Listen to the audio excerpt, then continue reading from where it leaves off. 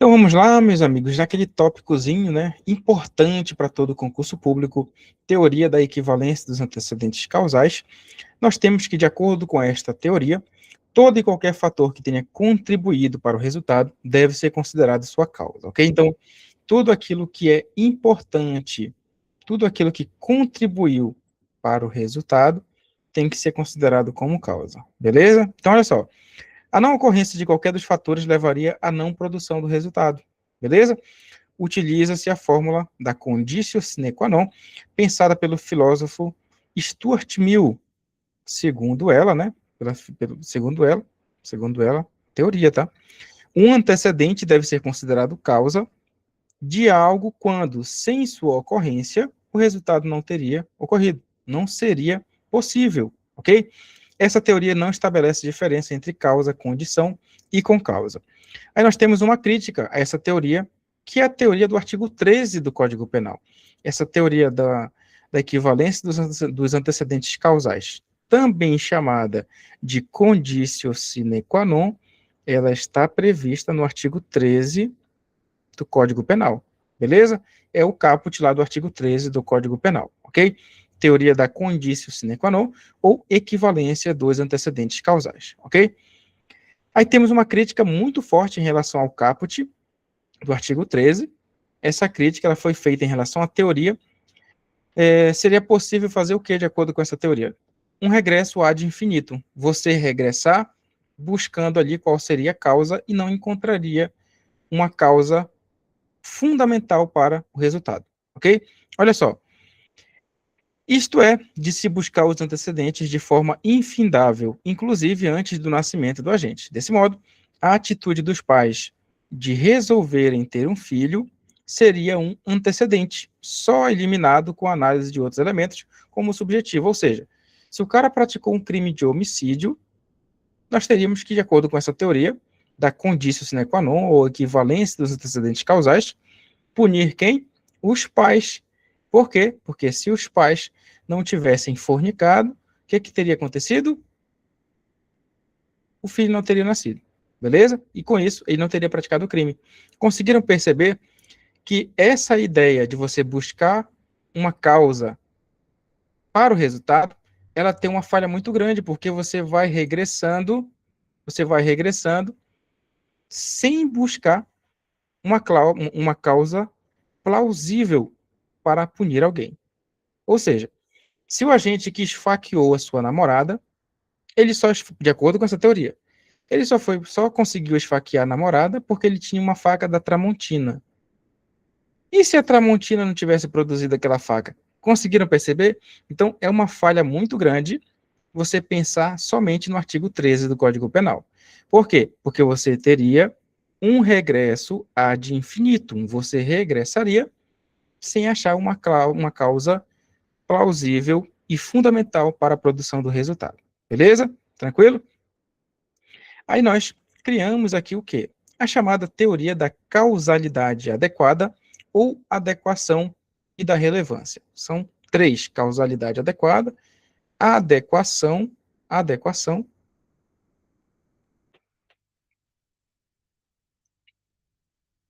ou da relevância. Beleza? São três causas aqui. Três teorias, perdão. A teoria da causalidade adequada determina que só deve ser considerada causa a condição que seja idônea para produzir o resultado. Não basta que o antecedente seja uma condição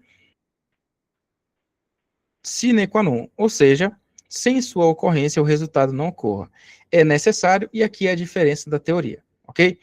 É necessário que o antecedente possua idoneidade para a produção do resultado, ok? Então, se não foi um meio ali idôneo, se não foi uma causa idônea para a produção do resultado, ou seja, que realmente fez diferença para a produção do resultado, você não poderia considerar como causa. Então, para ser considerado aqui como causa, pela teoria da causalidade adequada, que é o parágrafo 1º do artigo 13 do Código Penal, ele diz que somente é importante aquilo que realmente interferiu e foi ali relevante para a produção do resultado, direta ou indiretamente, ok? Tranquilo? Exigem-se desse modo contribuição causal e idoneidade individual mínima. Então, o principal é a contribuição causal. Naquele exemplo lá da teoria do artigo 13 do Código Penal, teoria da conditio sine qua non, né, que nós vimos aqui em cima, ó, teoria da conditio sine qua non, ou equivalência dos antecedentes causais, ok? Antecedentes, equivalência dos antecedentes causais, ou conditio sine qua non.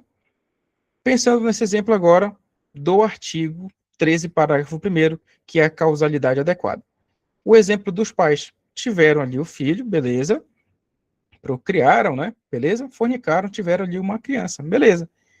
Essa criança depois praticou o delito. De acordo com a teoria da causalidade adequada, parágrafo 1º do artigo 13 do Código Penal, ele vai dizer o que? Olha, os pais realmente, se nós regressarmos, os pais também teriam responsabilidade, porque se não fossem por eles, esse rapaz não teria nascido. Aí a pergunta agora é a seguinte, agora vem a pergunta de acordo com a teoria do parágrafo 1º do artigo 13 do Código Penal. Os pais contribuíram para a prática direta desse resultado? Eles tiveram aqui algum tipo de contribuição causal? Não.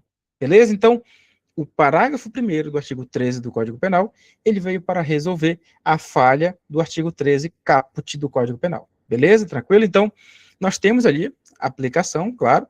O caput do Código Penal, ele é adotado, beleza? Ele possui a sua aplicação, conditio sine qua non, tudo aquilo que contribui para o resultado é considerado como causa, mas você não pode considerar tudo como causa. Aí vem o parágrafo 1º do artigo 13 para solucionar. Aí ele diz, olha, só pode ser considerado como causa aquilo que houve contribuição causal e idoneidade individual mínima, beleza? Não basta que um antecedente seja um daqueles que, se eliminado, o resultado não ocorreria. É necessário que se analise o antecedente realmente possui idoneidade para a produção do resultado, beleza? Por isso, distinguem-se causa antecedente, que é geralmente idôneo e adequado a produzir o resultado, e condição. Aqui, nós fazemos essa distinção, sim, de causa e condição. A condição seria o antecedente que não possui idoneidade mínima para contribuir para o resultado. Agora, a causa, sim, é um antecedente que geralmente produz o resultado, contribui para a produção do resultado. Isso para a causa, beleza? A condição, não. A condição, ela não é importante se ela contribui para o resultado, ok? Imagine um ato de amor dos pais que fez nascer uma pessoa que, quando maior de idade, briga com alguém no trânsito e pratica um homicídio. O ato dos pais de ter um filho não é um antecedente idôneo a provocar a morte de alguém anos depois. Pode ser uma condição para o crime. Conseguiram entender? O fato dos pais terem tido ali um ato de fornicação, beleza? Nasceu uma criança, beleza? Nasceu uma criança. Essa criança depois, devido aos problemas da vida, delinquiu, beleza? Praticou o crime. Aí eu faço a pergunta. O ato dos pais de terem decidido ali, o ato deles, decidiram ter um filho, beleza. É uma causa ou é uma condição para a prática do crime? Se você pensar, o que significa causa, o que significa condição? A causa é aquilo que possui contribuição para o resultado. Condição, a condição, ela é importante, mas não tem o principal fator para o direito penal. Qual seria? Contribuição. Olha só, a condição é um antecedente que não possui idoneidade mínima para contribuir para a produção do resultado. Então, o ato dos pais de terem a criança, o ato dos pais, beleza, tiveram relação sexual, pode ser entendido como uma condição para no futuro ele praticar um crime, mas não uma causa, beleza? Muito importante isso daqui. A teoria foi elaborada pelo professor Johannes von Chris. Essa concepção também pode ser denominada de teoria da adequação, ou adequação, né? Nós vimos ali a teoria, 3 teorias, na verdade, né? Uma delas é a teoria da adequação. Eu falo teoria, na verdade, são os sinônimos, beleza? Nós vimos 3, olha. Causalidade adequada, adequação ou da relevância. É a mesma coisa. Todas elas dizem respeito ao parágrafo 1º, do Código Penal, beleza? Parágrafo 1º do artigo 13 do Código Penal, ok? Artigo 13, parágrafo 1º do Código Penal, teoria da causalidade adequada, adequação ou relevância, beleza? É a mesma teoria, só muda a nomenclatura. Aí o Johannes von Chris, ele chama de teoria da adequação, ok? Ela preconiza que, em sentido jurídico penal, só é causa uma conduta que possui uma tendência geral de produzir o resultado típico, enquanto as condições que, por mera causalidade, houverem provocado o resultado, são juridicamente irrelevantes. Beleza? Agora, meus amigos, chegamos naquele ponto fundamental que eu falei para vocês que eu revisaria esse tópico, ok? Com causas no Código Penal. Isso aqui é muito importante mesmo. Eu verifiquei que agora em 2016, a FCC e a CESP e a FGV estão cobrando questões nesse sentido, misturando com desistência voluntária, arrependimento posterior, arrependimento eficaz e tentativa. É importante você saber disso? Com certeza. É fundamental, porque é tranquilo, se você conseguir pegar aqui passo a passo. Então vamos lá. As concausas no Código Penal, nós temos duas espécies de concausas. São as concausas absolutamente independentes, ok? Nessa espécie, a causa efetiva do resultado não se origina direta ou indiretamente do comportamento concorrente, paralelo, podendo ser. Aí nós temos, vamos lá, para você entender onde estamos aqui. São duas espécies de concausas. Concausas absolutamente independentes, que elas podem ser pré-existentes, concomitantes, supervenientes, ok? E nós temos aqui a concausa relativamente independente, ok? Vamos primeiro agora para a concausa absolutamente independente pré-existente. A causa efetiva acontece antes do comportamento concorrente. A causa efetiva que produziu o resultado, ok? Olha só a palavrinha aqui, ó, causa. Eu utilizei a palavra causa. Por quê? Porque tem contribuição para o resultado. Eu não utilizei a condição. Ah, a condição acontece. Não, não é condição, porque a condição, ela é importante, tem relação, mas não possui contribuição para o resultado, ok? Então vamos lá. Exemplo, Maria, por volta das 20 horas, serve insidiosamente veneno para João, seu marido. 1 hora depois, João é atingido por um disparo efetuado por Antônio, seu desafeto. Socorrido, João morre na madrugada do dia seguinte em razão do veneno. Assim, Maria responderá por homicídio consumado. Antônio, quem atirou, vai responder por homicídio tentado. Você pensa assim, Paulo, mas ele não matou, não. O que realmente matou aqui, o que realmente matou João foi o quê? Foi o envenenamento. Beleza? Maria foi quem matou o envenenamento. Paulo, então, não tem que excluir a conduta aqui do Antônio, não. Não pode passar em branco isso daqui. Por quê? Porque ele atirou, e ele atirou para matar. Então, ele conseguiu matar? Não. Mas qual é a certeza que nós temos? Que ele tentou. Então, será um homicídio na forma tentada. Beleza? Olha só aqui, ó. Muito importante você dominar isso aqui, ó.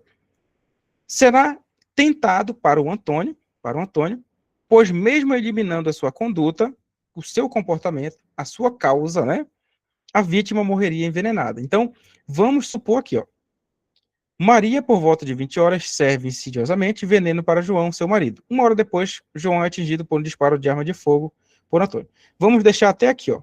Ela ministrou aqui veneno para João, beleza? Maria aplicou um veneno ali para matar o João. A gente esquece tudo isso daqui, ó. Vamos aqui imaginar que o Antônio não entrou na história, beleza?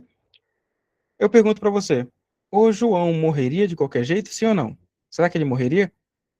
O Antônio não existe na história. Ele morreria? Morreria. Beleza? Então, nós temos aqui uma causa absolutamente independente, de forma pré-existente. A causa que repercutiu ali, interferiu para a produção do resultado morte de João, qual foi? O envenenamento de Maria. E foi uma concausa pré-existente. Por quê? Porque essa concausa aqui, ó, absolutamente independente, ela não possui relação alguma. A conduta de Maria é uma e a conduta de Antônio é outra. A conduta de Maria é totalmente independente da conduta do Antônio, ok? Beleza? E por que é pré-existente? Porque ela aconteceu antes da conduta paralela de Antônio, ok? Concomitante. O mesmo caso anterior. Todavia, agora o Antônio efetua disparo na mesma hora em que Maria tiver ministrado o veneno. João morre em decorrência do tiro, vindo Antônio a responder por homicídio consumado e Maria pelo homicídio tentado. Pois eliminada a sua conduta, a morte de João ocorreria do mesmo jeito. Então, foi o que eu expliquei para vocês. Agora, o Antônio efetuou o disparo. Se você cortar aqui, ó, a conduta de Maria,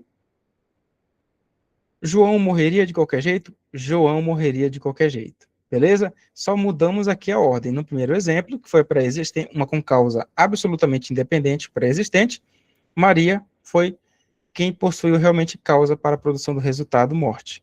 Aqui foi o Antônio. Foi uma conduta absolutamente independente, concomitante, porque aconteceu ao mesmo tempo. Num período ali em que ela estava ministrando o veneno, o Antônio estava efetuando disparos de arma de fogo. Beleza? Então, a concausa ela é concomitante, está acontecendo ao mesmo tempo.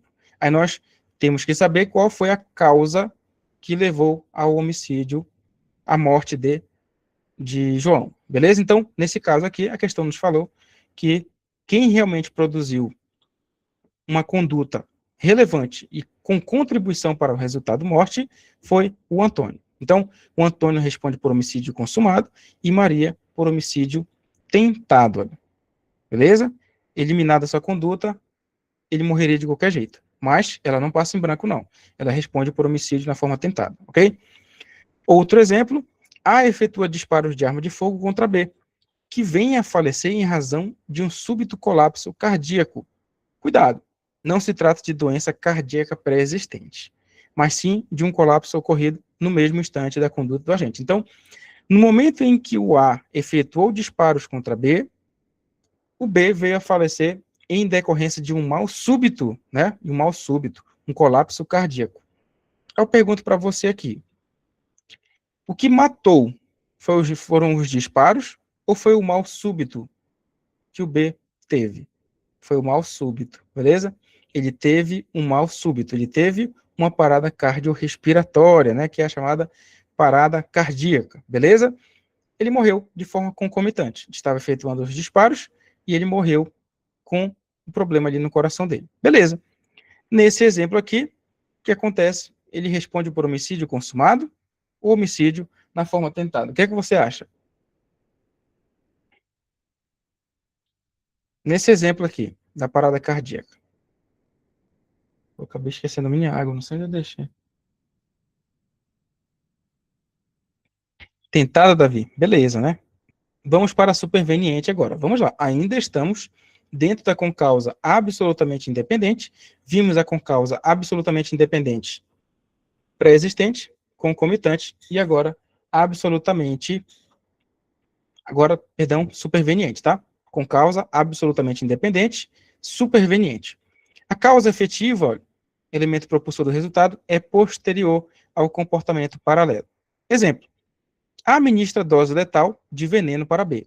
Enquanto este último ainda está vivo, desprende-se um lustre da casa e acaba por acertar qualquer região vital de B. E vem a falecer, né? A causa mortis, qual foi? Foi esse lustre, né? Ó. Cadê? Desprendeu-se um lustre da casa. Então, o que aconteceu aqui? Ó? Ele estava ministrando um veneno para o B morrer. Enquanto ele ainda estava vivo, caiu um lustre da casa dele e acabou matando o B. Então, a causa aqui, ela foi superveniente. Eu estou ministrando um veneno para matar o meu desafeto e, posteriormente, caiu um lustre na cabeça dele. E matou o cara. A causa da morte, qual foi? A queda do lustre. A minha conduta paralela aqui será imputada como tentativa. Por quê? Porque aconteceu uma situação superveniente. Então, mais uma vez, com causa absolutamente independente, vimos pré-existente, concomitante, e agora estamos vendo a superveniente. Beleza? Tá tranquilo? Estão conseguindo entender? Tá beleza, né? Não sei o que eu deixei. Deixei água por aqui. Daqui a pouco eu encontro, não tem problema. Beleza, meus amigos. Tá tranquilo, né? Conclusão. Em se tratando de concausa absolutamente independente, não importa a espécie, pré-existente, concomitante ou superveniente, o comportamento paralelo será sempre punido na forma tentada. Beleza? Então, guardem isso. Concausa absolutamente independente, seja ela pré-existente, concomitante, superveniente, todas serão imputadas a título de tentativa, ok? Então, será sempre punido na forma tentada. Isso na concausa absolutamente independente. Seja pré-existente, concomitante ou superveniente, sempre deve ser imputada como uma causa na forma tentada, um crime na forma tentada, beleza? Tranquilo? Clareou aí? Ficou bacana?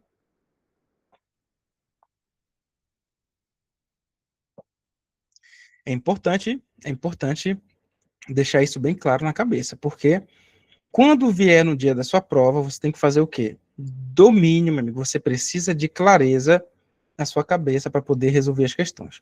Não adianta você chegar no dia da prova e pensar assim, pô, eu acho que é mais ou menos assim. Não existe isso em concurso público, beleza?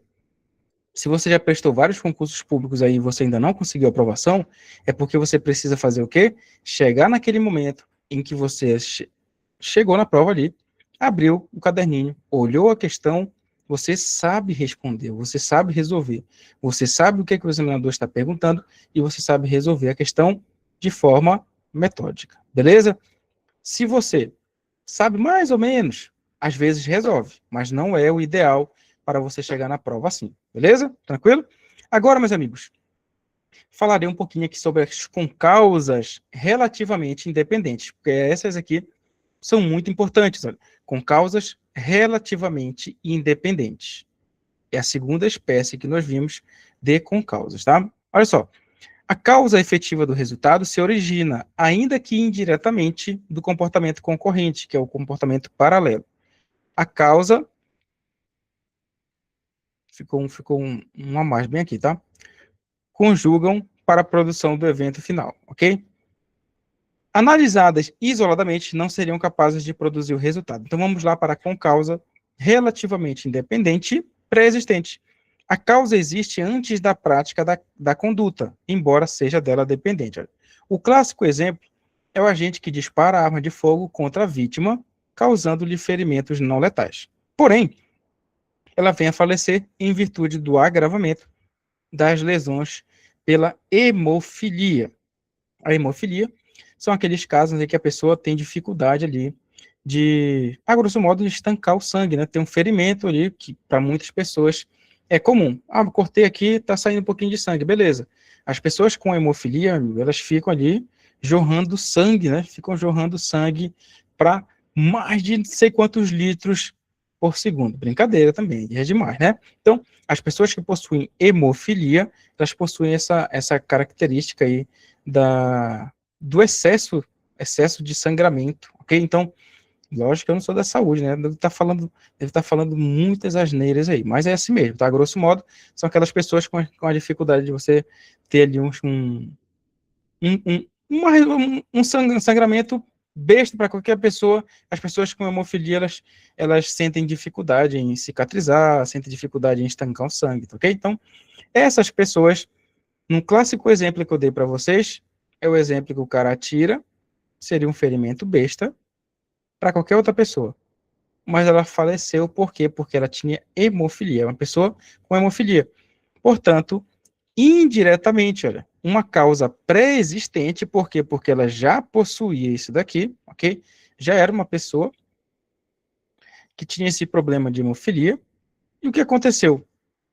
Eram ferimentos não fatais, ok? Em qualquer outra pessoa seriam ferimentos bestas, mas essa pessoa morreu por causa disso. Então, é uma concausa relativamente independente pré-existente. Por que relativamente independente, Paulo? Porque indiretamente ela foi capaz também de interferir e produzir o resultado, ok? Então, o cara não fica livre da conduta que ele praticou, ok? Mesmo a pessoa já possuindo isso, eu pergunto para você, se você não tivesse efetuado o disparo contra essa pessoa, ela teria morrido? Não. Então, amigo, você vai responder pelo crime também, ok? 2. Com causa relativamente independente concomitante.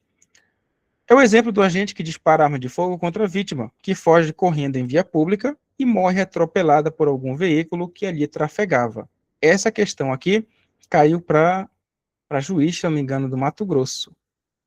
No ano passado, já caiu uma agora esse ano também. Então, é muito importante você entender isso aqui. Olha só, a pessoa efetuou disparos de arma de fogo contra a vítima, ela assustada saiu correndo no meio da via pública e morreu atropelada por um veículo que ali trafegava. Eu pergunto para você, o cara que efetuou aqui o disparo de arma de fogo, ele queria matar a vítima? Queria matar a vítima. A vítima morreu? Morreu, meu amigo. Então, qual é a conduta? E tem que responder por homicídio, beleza? Consumado, por quê? Porque ele queria matar. A vítima morreu? Morreu. Então, responde por homicídio, beleza? Tranquilo até aqui, né? Nessas duas hipóteses, por expressa previsão do artigo 13, caput, que é a conditio sine qua non, né? Teoria da conditio sine qua non, aplica-se a teoria da equivalência dos antecedentes causais. São dois nomes, beleza? Não vai confundir. Falou em teoria da conditio sine qua non, ou equivalência dos antecedentes causais, é o artigo 13 do Código Penal, caput, ok? É o caput do artigo 13. E o agente responde pelo resultado naturalístico causado, já que se suprimindo mentalmente sua conduta, o crime não teria ocorrido como aconteceu. Assim, responde por homicídio consumado. O cara efetuou os disparos de arma de fogo contra a vítima. A vítima saiu correndo no meio da via pública e morreu. Eu pergunto para você o seguinte: se o cara não tivesse efetuado os disparos ali, a vítima teria corrido em via pública e atropelada? Não. Então, se você eliminar a conduta dele aqui, o resultado morte não teria acontecido. Então, é por isso que é uma concausa relativamente independente, concomitante, que produziu o resultado. Por quê? Porque teve uma causa anterior. Essa causa, ela é relativamente independente, ok? A grande e essencial diferença aparece onde, meus amigos? Na causa relativamente independente superveniente. Aquela que acontece, meus amigos, olha só, posteriormente à conduta do agente. Nesse específico caso, torna-se necessário fazer uma distinção, em virtude do comando expresso do artigo 13, que é a equivalência dos antecedentes causais ou conditio sine qua non. Beleza? A superveniência, agora nós falaremos da causalidade adequada, que é o artigo 13, parágrafo 1º, que tem fundamental importância para a concausa relativamente independente, superveniente. Beleza? Tá tranquilo até aí, meus amigos? Tá travando? Não. Tá tudo beleza.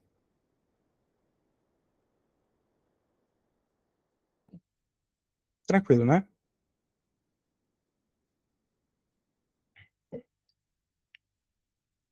Então, olha só.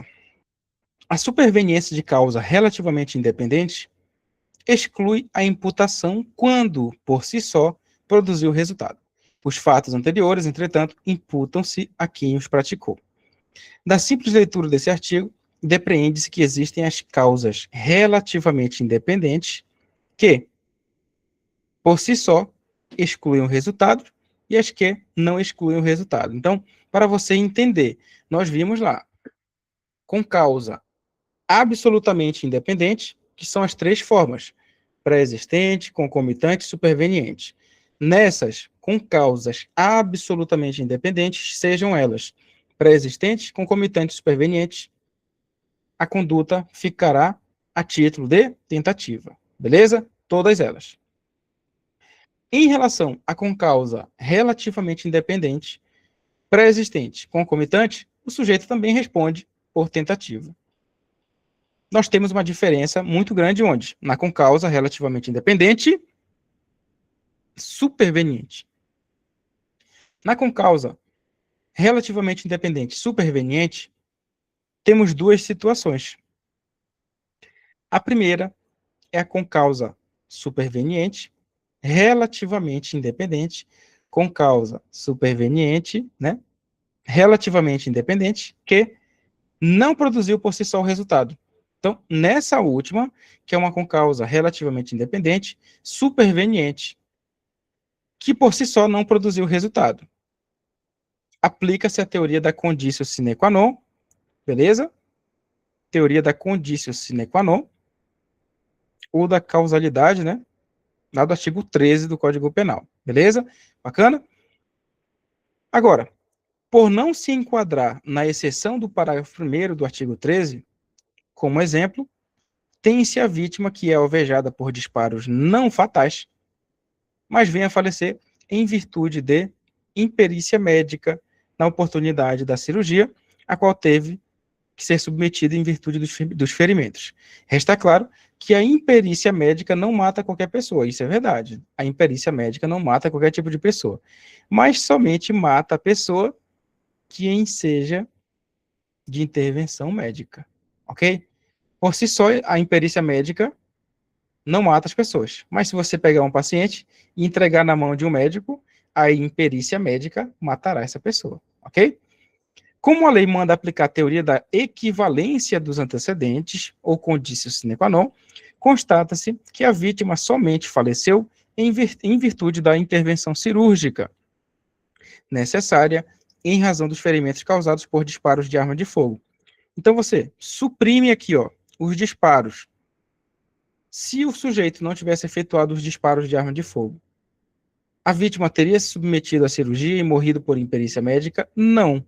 Então, se você suprimir a conduta dos disparos, né, o que vai acontecer? A pessoa não teria se sujeitado a uma cirurgia e morrido por imperícia médica. Logo, nesse caso, o agente responde por homicídio, olha, consumado. Por quê? Porque a vítima morreu, ok? Então, se a vítima morreu, meu amigo, ele produziu ali um resultado que ele queria. Qual seria o resultado? Morte. Ele efetuou os disparos contra a vítima. A vítima foi socorrida, beleza, mas foi para o hospital e morreu em decorrência de imperícia médica. Mas por que ele morreu em decorrência de imperícia médica? Por quê? Porque uma outra pessoa lá atrás efetuou os disparos querendo matar essa pessoa. Ela morreu? Morreu. Ele responde por homicídio consumado. Beleza? Tranquilo? Com causa relativamente independente, superveniente. Qual foi a concausa relativamente independente, superveniente nesse caso aqui? A imperícia médica. Mas essa imperícia médica, por si só, produziu resultado ou por si só não produziu resultado? Por si só, não produziu resultado. Por quê? Porque foi necessária a cirurgia, mas somente da pessoa que compareceu à cirurgia, foi submetida à cirurgia, porque ela escapou de disparos de arma de fogo, não morreu na hora, mas morreu aqui. Então, ela somente foi trazida aqui para o hospital, foi sujeita a uma intervenção médica, morreu em decorrência de imperícia médica. Por quê? Porque uma pessoa tentou matá-la anteriormente. Beleza? Então, nesse exemplo aqui, da imperícia médica, é uma concausa relativamente independente, superveniente, que por si só não produziu resultado. Beleza? Tranquilo? Então, nessa situação, o sujeito ele responde pelo crime consumado, sim. Por quê? Porque o resultado superveniente, a causa superveniente, perdão, não produziu o resultado por si só. Agora, nós temos uma concausa relativamente independente, superveniente, porque acontece depois, que produz por si só o resultado. É a situação excepcional que amolda ao artigo 13, parágrafo 1º. Ok? Então, a equivalência dos antecedentes causais ou conditio sine qua non é aplicada para o exemplo da imperícia médica. Por quê? Porque é uma concausa relativamente independente que, por si só, não produziu resultado.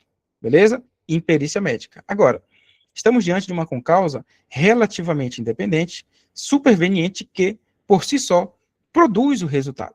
Ok? Então, essa situação aqui, da causalidade adequada, ou teoria da adequação, está fundamentada no parágrafo 1º do artigo 13 do Código Penal. Ok? Aqui, aplica-se a teoria da causalidade adequada e temos como exemplo a vítima que é atingida por disparos de arma de fogo não fatais. Pegou ali, por exemplo, na região do abdômen, mas longe de algum órgão e tal, não passou perigo algum, ok? Mas vem a falecer em virtude, que eu sempre digo aqui, eu gravo o exemplo, acidente automobilístico de sua ambulância, ok? E a vítima, que também é alvejada, vem a falecer em razão de um incêndio na ala de feridos do hospital. Então, a vítima que morre ali num acidente automobilístico, já aconteceu isso, tá? A pessoa escapou, Alguém lembra do filme aí, Premonição? Mais ou menos parecido com o filme do Premonição lá, né? Na Premonição, o cara escapa, ali de um pneu de carro, acho que é o Premonição 1, né? Que tá numa corrida. O cara tem ali uma visão, escapou ali, beleza, escapou do pneu, beleza, tranquilo. Ia ser esmagado pelo pneu que saiu voando. Mas depois ele morre por uma causa besta, beleza? Então a morte pode muito bem usar essa justificativa aqui. A morte pode dizer assim, não, beleza, eu tentei matar aqui, mas como eu não consegui, e ela morreu depois, eu não tenho mais relação alguma com isso. O máximo que pode acontecer comigo é imputar a conduta de forma tentada, beleza? Então, é o exemplo do cara que efetua disparos de arma de fogo, como está aqui, ó, não fatais, e a vítima morre, ele está longe de perigo, beleza? Não tem perigo algum dela morrer por causa daqueles ferimentos. Mas, durante o trajeto, a ambulância sofre um acidente grave e a vítima morre em decorrência do acidente. E o outro exemplo, a vítima já estava no hospital, fora de perigo, né? Estava tranquilo lá. O que aconteceu? O hospital pegou fogo, meu amigo. O hospital pegou fogo. Então ela morreu em decorrência do incêndio no hospital. O resultado era anormal, improvável, imprevisível e inesperado. Não se esperava a morte daquela pessoa.